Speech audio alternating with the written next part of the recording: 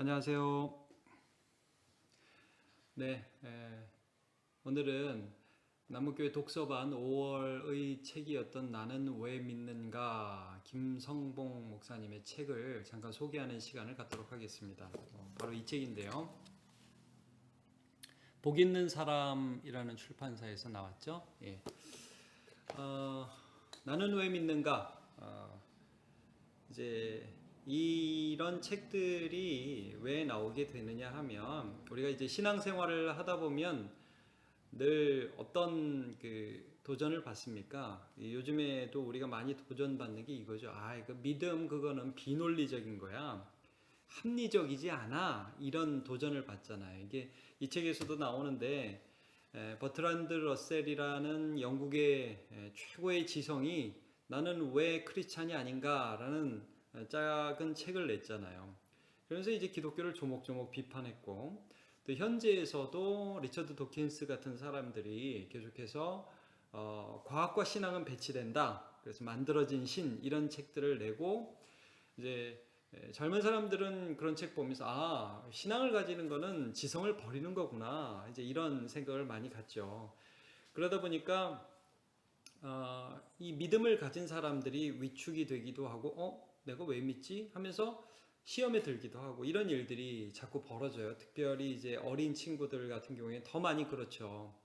그래서 우리가 갖는 신앙이 어떤 의미가 있는지, 나는 왜 믿는지를 좀 정의해 볼 필요가 있는 거예요. 그래서 이 책을 제가 이제 보면서 좀 느낀 거는 이제 목회자로서 우리가 기존에 갖고 있던 조직신학적 접근이 있거든요. 우리가 왜 믿는가 하는 부분들, 이제 그리스도의 부활, 계시 이런 부분들, 그 다음에 구원론 이런 것들을 차곡차곡 잘 다루어요. 근데 조금 재미있었던 거는 좀 그 목회자의 따뜻함이 느껴졌어요. 부드럽고 이해하기 쉬운 필체로 적었죠. 보통 변증서가 좀 딱딱하잖아요. 근데 따뜻한 아버지가 딸에게 들려주는 것 같은 그런 어체로 이렇게 글을 써나갔고 또 하나 제가 이 책을 보면서 뭐 존 스토트의 기독교의 기본 진리라든가 뭐 C.S. 루이스 책을 이렇게 보면 순전한 기독교 이런 거 보면 굉장히 논리적이거든요. 근데 제가 이 책을 보면서 조금 더 매력을 좀 느낀 게 그러면서 이 기독교가 가지는 믿음이 가지는 매력 있잖아요. 나는 왜 믿을 수밖에 없는가? 왜 이게 좋은가? 이런 접근들. 논리적인 것뿐만 아니라 나는 왜 믿음이라는 게 좋은가? 이걸 사랑할 수밖에 없는가라는 부분들 매력을 좀 짚었어요. 그래서 그 면이 참 좋더라고요. 그래서 이 책을 한번 쭉 정리를 한번 해드릴 테니까 여러분 읽으신 분들은 좀 정리하는 시간 되고 또 안 읽으신 분들도 한번 좀 읽어볼 수 있는 계기가 되면 참 좋겠습니다. 네, 먼저 이 책의 제목은 나는 왜 믿는가입니다. 믿음의 근거를 분명히 가짐으로 확신을 가지자는 거죠. 근데 이제 전제적으로 이 말씀 먼저 드립니다. 우리는 믿음으로 구원을 얻는데요. 어떤 분들은 나는 왜 믿는가에 대해서 충분히 정리가 되지 않았을 수도 있어요. 그렇다고 구원이 취소되는 거 아니에요. 그러니까 내가 왜 믿는지를 내가 알아야만 구원받는 게 아니라는 거죠. 구원은 믿음으로 받습니다. 그 믿음이 비록 작고 흔들릴지라도 그 대상이신 예수 그리스도에 대한 신뢰로 구원 얻는 거지 믿음의 크기로 얻는 거 아닙니다. 그러나 확신을 갖고 있으면 믿음에 큰 힘이 되는 거죠. 전도도 할 수 있고요. 베드로전서 3장 15절처럼 사람들이 너 왜 믿니? 소망에 관해서 이유를 물을 수 있거든요. 바울을 보세요. 나 원래 예수 핍박하는 사람이었다. 근데 다메섹으로 가는 길에서 예수님 만났어. 그런 간증도 하고 복음에 대해서 하나하나 증명도 하고 설명도 하고 그러죠. 대답할 것을 항상 준비하라고 그랬어요. 우리 자신에게도 도움이 되고 또 그것을 통해서 복음 전할 기회도 있게 되는 거죠. 그러니까 우리가 왜 믿는지에 대한 그런 근거들을 분명하게 정립하면 이런 면에서 도움이 됩니다. 자, 나는 왜 믿는가? 왜 우리에게 구원이 필요한가라는 제1장의 소제목으로 시작합니다. 근거가 있어서 믿는다는 거예요. 그 근거로 이 책에서 제안하는 것이 제일 먼저 개인적 경험, 그 다음에 그리스도의 부활이에요. 자, 이거는 개인적 경험이라는 것은 이제 주관적인 증거가 되겠죠. 난 이렇게 주님을 만났어. 사람마다 다 틀려요. 어느 시간에, 난 그 기도 시간에 그런 일을 통해서 하나님 나에게 찾아오시는 것을 느꼈어. 이렇게 고백을 할 수가 있죠. 그리스도의 부활에는 객관적인 증거입니다. 이거는 우리 모든 사람들이 흔들림 없는 그런 이유죠. 이게 기독교를 가진다, 예수를 믿는다는 게 그냥 비이성적인 이성을 버리는 날 믿어 소리 지르는 그런 게 아니라는 것이죠. 역사 가운데 오신 하나님의 아들이 이 세상의 차원, 태어나면 죽어야 하는 인간의 차원을 뛰어난 하나님의 영역, 생명의 영역을 보여주신 사건이 부활이잖아요.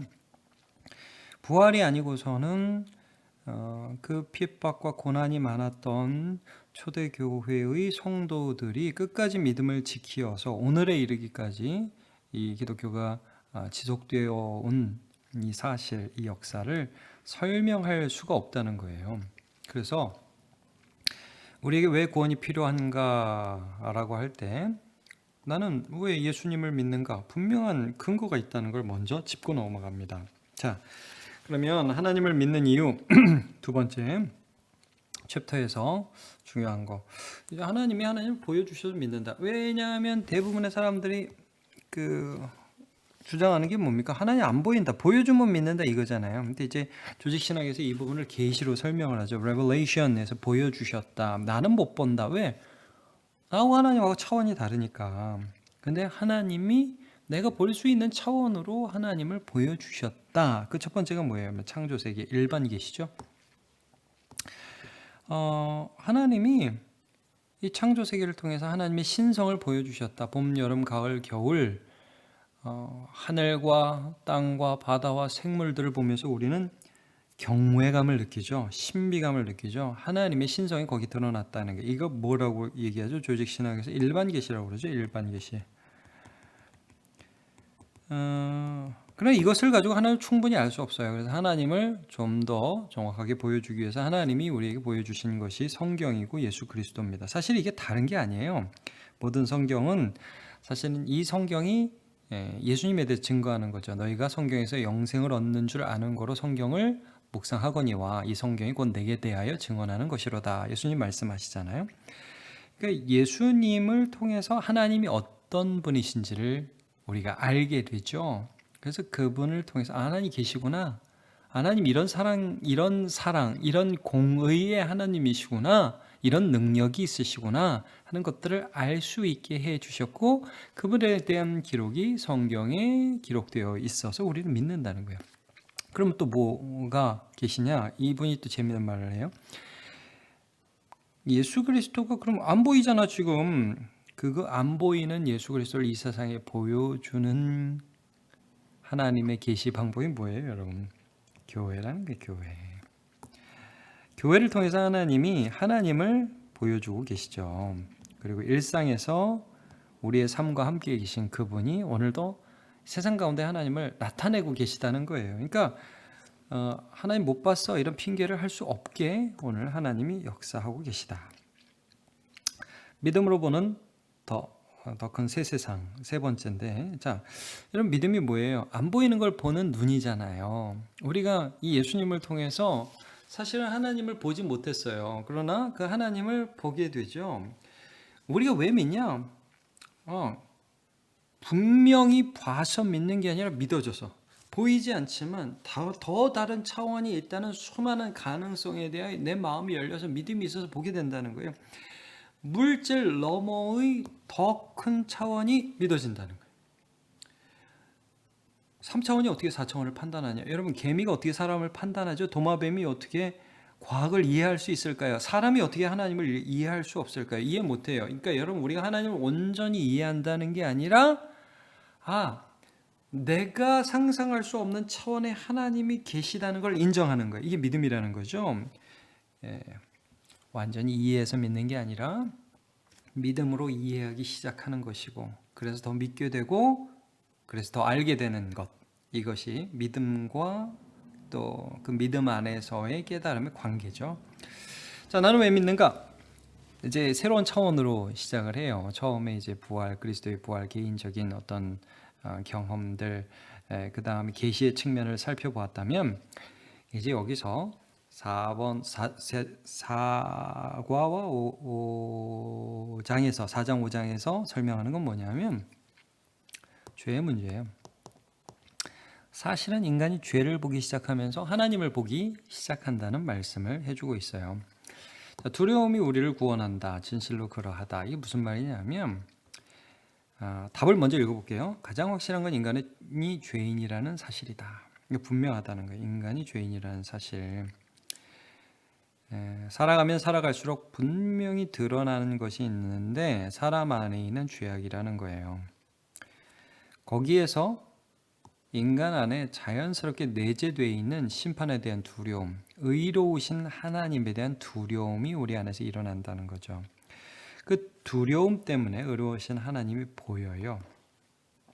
자, 죄가 하나님을 인식할 수 있는 시작점이 되었다는 것을 말씀해 주고 있어요. 이 책은 이런 말을 하죠. 인간 본성에 대한 긍정은 사기다. 이 책이 한 말은 아니고 제가 한 말이네요. 이 책에 이런 내용이 있습니다. 사람이 뭐든 할 수 있을 거야. 버트란드 러셀이 나는 왜 기독교인이 아닌가라는 책을 지을 때는 1차 대전과 2차 대전, 세계대전의 사이에 있었고, 그때만 해도 인간의 지성과 인간의 이성에 대한 신뢰가 꽤 있었던 때예요. 근데 이제 세계대전을 통해서 이 모든 것들이 무너지고 지금은 포스트 모던의 시대를 우리가 살아가고 있지 않습니까? 아무것도 믿지 않아요. 자, 사람이 그 안에 사람 안에 신뢰할 수 있는 어떤 것이 없다는 것을 우리가 살아가면서 절감하죠. 인간이 유토피아를 건설할 수 없다는 게 증명되었죠. 그리고 사람들이 똑똑하면 더 악랄하게 사기를 치죠. 그런 인간의 본질을 직면하면서 아이러니하게도 하나님을 느끼게 돼요. 그 두려움 때문에. 그래서 이 저자는 우리가 왜 하나님을 믿을 수밖에 없는가? 이 죄의 문제를 해결하실 수 있는 정의로우신 하나님에 대한 기대와 그 기대 전에 사실은 뭘 느끼냐면 두려움을 느낀다는 거예요. 정말 그렇다는 거예요. 이거 부인할 수 없는 사실이라는 거예요. 여러분, 그래서 내가 누군지 정직하게 직면할 줄 아는 사람은 하나님께 나오게 되어 있습니다. 그러면 하나님께 나오면 그 하나님이 제시하신 방법이 있는데 그게 뭐냐면 예수라는 거예요. 내게는 소망이 없어요. 그러면 하나님이 제시한 어떤 방법이 있어야 되잖아요. 그게 예수님이라는 거예요. 여러분, 내가 죄인이다. 내가 선한 거를 못한다. 내 안에 착한 게 없다. 그러면 결론 두 개 중에 하나로 갈 수밖에 없는 거예요. 첫 번째, 내가 이 죄의 문제를 해결해야 돼요. 착하게 살아야 돼요. 죄를 안 지어야 돼요. 두 번째, 이 죄에 대한 문제를 누군가가 대신 져주고 나를 도와주셔야 돼요. 하나님의 방법은 두 번째라는 거죠. 예수님. 자, 나는 왜 예수 믿는가? 답, 죄인인 나를 믿고 살 수 없다는 거예요. 하나님의 방법은 예수님. 그럼 난 예수 믿는다. 간단합니다. 내가 곧 길이요 진리요 생명이니 나로 말미암지 않고는 아버지께로 갈 자가 없느니라. 올 자가 없느니라. 내 노력으로 죄의 문제를 해결할 수 있나? 이런 시도들이 모든 이 세상의 종교입니다. 종교. 착하게 살아야지, 선하게 살아야지. 여러분, 제가 왜 예수 믿는지 아십니까? 이걸로 해결이 안 되기 때문에 예수 믿습니다. 가장 솔직하고 진실한 고백입니다. 솔직하게 노력해서 될 수 있는 게 있고 노력해서 안 되는 게 있습니다. 그걸 빨리 인정하는 게 우리 진실한 거죠. 그리고 그 하나님께서 우리에게 제시해 준 완벽한 방법이 있어요. 길이 있어요. 그게 예수님이에요. 십자가에서 예수님이 나의 죄를 대신해서 죽으셨고 그 예수를 믿는 자에게 오신 성령께서 죄를 이길 수 있도록 오늘도 나를 도우세요. 아니 그런 분이 있는데 왜 내가 나를 믿고 삽니까? 예수를 믿어야지. 이 책에서 굉장히 인상 깊은 구절이 하나 있었습니다. 제가 읽어볼게요. 하나님께 문제 안 될 만큼 작은 죄도 없다. 아예 그 정도는 괜찮아. 다 짓는 죄인데 정의롭고 의로우신 하나님께서 그렇게 죄를 묵고하고 넘어가지 않으신다는 거죠. 반드시 심판한다는 거죠. 그래서 우린 두렵습니다. 그러나 하나님께서 예수 그리스도의 십자가 아래서 용서하지 못할 만큼 큰 죄도 없다는 것이죠. 그래서 우리는 예수님 믿습니다. 자, 죄로 인해서 하나님의 가장 해결책이 될 수 있는, 신뢰할 수 있는 방법이신 예수 그리스도를 우리가 보기 때문에 믿는다는 부분을 구원론적으로 설명을 하고 있는데, 이 구원이 스케일이 커요. 그래서 나는 천국 가 끝, 이 정도가 아니라는 거예요. 사실은 여기까지만 얘기하면 구원파하고 다를 바가 없어요. 여기까지만 얘기하면 예수님이 완벽하게 하셨다, 얼마나 귀하고 놀랍습니까? 근데 여기까지만 했기 때문에 참 많은 문제들이 어쩌면 나왔죠. 그러니까 오늘을 사는 우리가 어떻게 구원의 삶을 살아야 되는지, 이 세상에서 우리가 무엇을 해야 되는지에 대한 고민들을 할 수 있게 이 구원이라는 폭과 스케일이 굉장히 넓고 매력적이라는 것을 이 책이 좀 설명을 해줘요. 자, 8장에서는 구원은 계속된다, 이런 주제를 다뤄요. 나는 왜 믿는가? 오늘 내 마음속에 믿음이 작동한다. 그 믿음이 살아있어요. 생명은 이미 시작되었어요. 안 믿을 수가 없어요. 그러니까 여러분, 과거 완료가 아니라 현재 진행형이라는 거예요. 믿음이라는 것이 그분을 사랑하게 되고 죄와 싸우게 되고 그분을 신뢰해요. 이분이 그 인용한 그 시가 존 웨슬리의 언약의 기도라는 기도인데 제가 조금만 읽어드릴게요. 192쪽에 나와요. 주님, 저는 더 이상 저의 것이 아니라 주님의 것입니다. 주님의 뜻 가운데 주님이 원하시는 곳에 저를 두소서. 수고의 자리에도 두시고 고난의 자리에도 두소서. 주님께서 원하시는 대로 사용하시기도 하시고 물리치시기도 하소서. 높이시려거든 높이시고 낮추시려거든 낮추소서. 저를 채우기도 하시고 비우기도 하소서. 모든 것을 가지게도 하시고 모든 것을 가져가기도 하소서.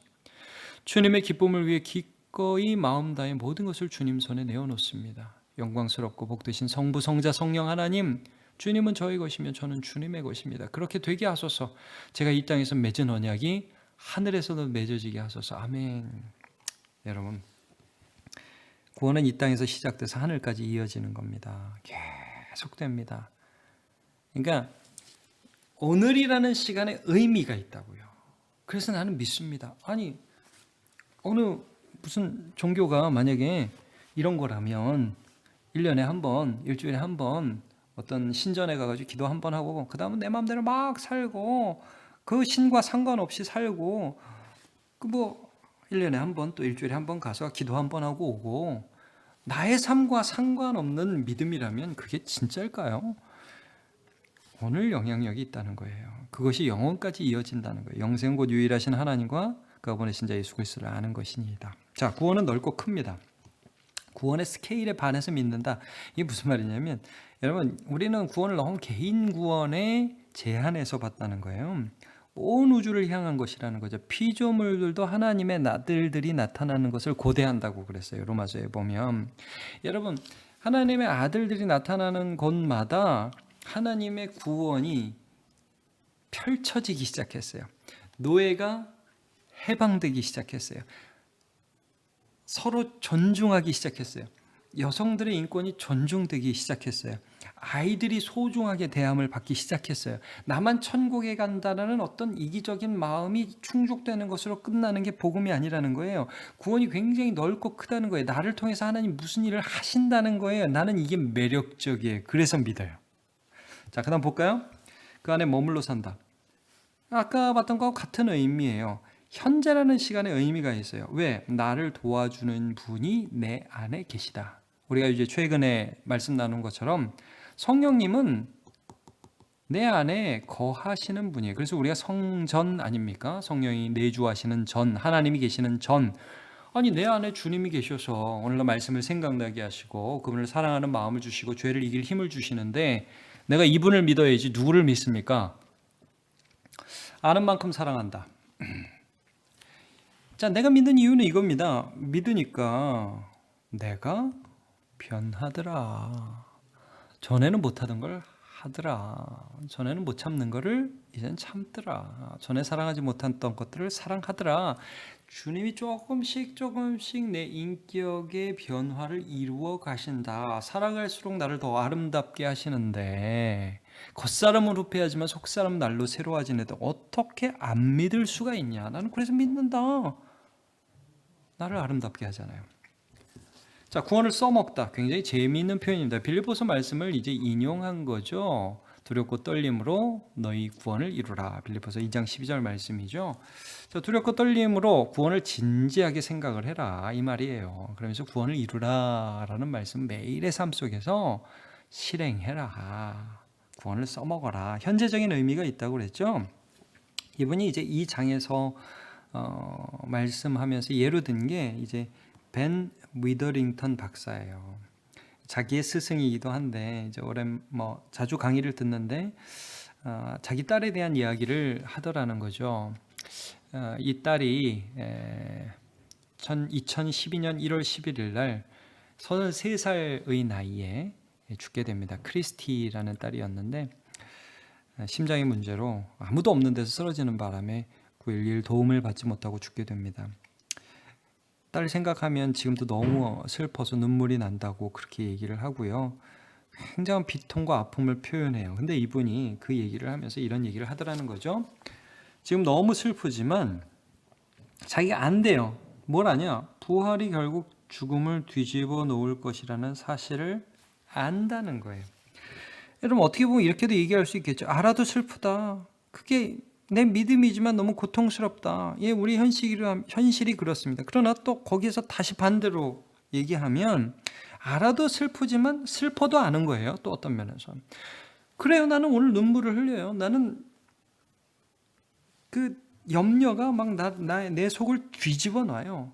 근데 그래도 하나님이 살아계시다는 사실과 예수님이 다시 오실 것이라는 사실, 그때 모든 것이 변할 것이라는 이 사실이 변하지 않죠. 그걸 선포하는 거예요. 그걸 고백하는 거예요. 실천하는 겁니다. 여러분 여기서 이분이 이런 말을 해요. 우리는 왜 믿는가? 무서워서 믿냐? 뭘 또 얻으려고 믿냐? 세 번째, 좋아서 믿냐? 여러분 이 경지까지, 좋아서 믿는 경지까지 가야 된다는 거예요. 그래, 내 삶에 슬픔이 많아, 두려움이 많아, 힘듦이 많아. 그래도 예수님이 좋아. 그분의 말씀을 생각하면 회복이 돼. 이게 구원을 써먹는다는 거죠. 이게 여러분 오늘 이 자리에서 나의 삶을 바꿔놓을 수 있는 능력이 됩니다. 내가 예수 믿는 이유입니다. 13. 뒤집어보고 거꾸로 산다. 답이 이겁니다. 세상과 다른 방식의 삶이 매력적이다. 그래서 믿는다. 예수 믿으면 어떻게 살라고 예수님 말씀하시죠? 십자가 지고 날마다 죽을 각오로 나를 따라와라. 좁은 길로 가라. 멸망으로 가는 길은 넓고 사람들을 많이 찾는다. 그런 데 가지 마. upside down, 위아래를 바꿔놓고 사람들은 높아지려고 하지만 너희는 낮아지려고 하고 섬기려고 하고 낮은 자리로 가고 될 수 있으면 안 알아주는 사람한테 베풀고 세상의 명예 바라지 말고 그런 거 배설물로 여기고 그리스도만 자랑하는 삶을 살아가라. 반대로 살라는 거예요. 나는 이게 매력적이라서 믿는다 이거예요. 죽어도 망해도 이 길을 가는 사람들, 그런 사람들이 매력적이다. 예수님이 말씀하시죠. 너희 중엔 그렇지 않을지니. 그렇게 말씀하신 이유가 있습니다. 현재의 고난은 장차 우리에게 주어질 영광과 좋게 비교할 수 없도다. 십자가가 끝이 아니라 부활이 끝이라는 것을 예수님이 보여주셨기 때문이고 그게 우리 마음에 믿어지고 그래서 이게 매력적이에요. 그래서 믿는다는 거죠. 그러니까 우리의 삶이 이렇다는 겁니다. 하늘을 보고 땅을 걷는다. 자, 이것도 참 우리의 믿음의 이유를 잘 설명했어요. 뭐냐? 나 이 세상에서 의미 있게 살고 싶다. 그러니까 죽어서 천국 가는 것만이 목적이 아니라 우린 이 세상에 현재 살고 있잖아요. 이 세상은 망해버릴 나쁜 놈들만 살아가고 있는 세상이라고 규정짓지 않고, 의미 없는 삶이라고 오늘을 규정짓지 않고, 오늘이라는 시간 속에서 내가 살아가고 있는 삶의 터전에서 하나님의 뜻이 이루어지고 있는 하나님의 일터로서 세상을 보라는 거죠.